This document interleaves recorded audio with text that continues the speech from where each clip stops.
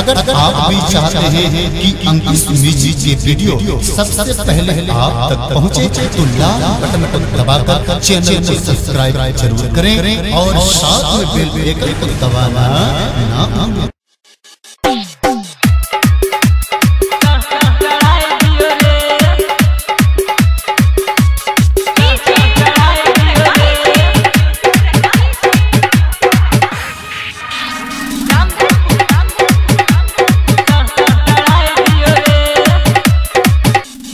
गंगा जी गए जलवा भर गंगा जी गए जलवा भर कंद कमर उठाई लियो रे का कही सती सैया के साथ में बोल जग देव घर में जलवा चढ़ाई दियो रे जग देव घर में जलवा चढ़ाई दियो रे जग देव घर में जलवा चढ़ाई दियो रे गंगा जी गए जलवा भर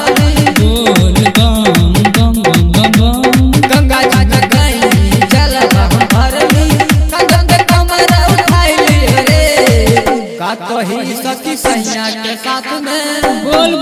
जग देव घर में जलवा चढ़ाई दियो रे जग देव घर में जलवा चढ़ाई दियो रे जग देव घर में जलवा चढ़ाई दियो रे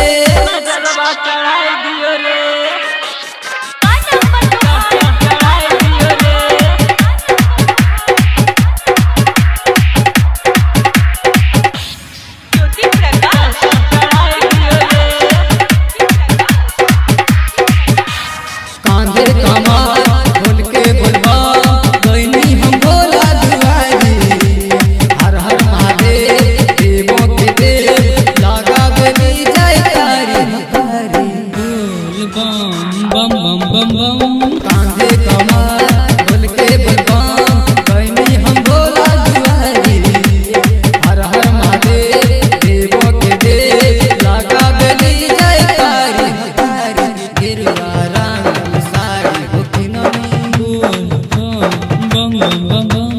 गेरुआ रंगल साड़ी हो किननी सैया के कुर्ता ले आई दियो रे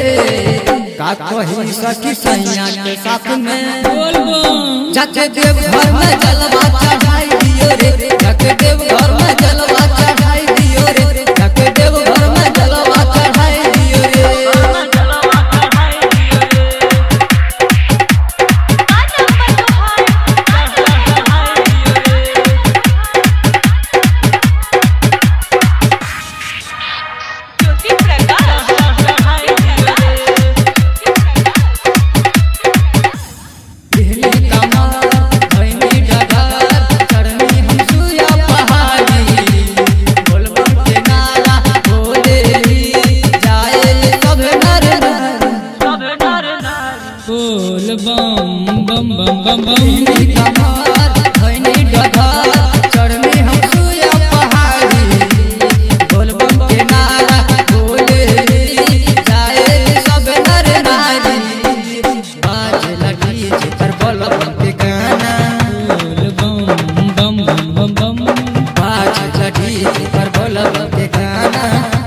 संग में नचाई दियो रे का कही सखी सैया के साथ में बोल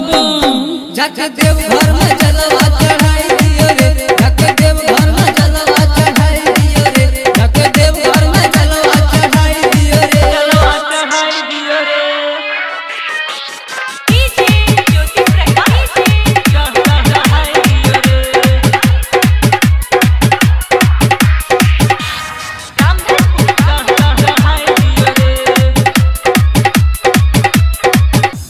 पहुँचनी देवघर हरनी हम जाल मिली के दोनों परानी फिर ये नजर हमनी ऊपर बाबा भोले पहुँचनी देवघर हरनी हम जाल मिली के दोनों परानी फिर ये नजर हमनी ऊपर बाबा भोले सुरेंद्र गोइले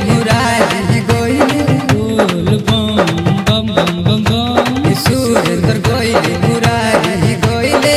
अजमल से भजन गवाई दियो रे का कही सखी सैया के साथ में बोल जाके देव घर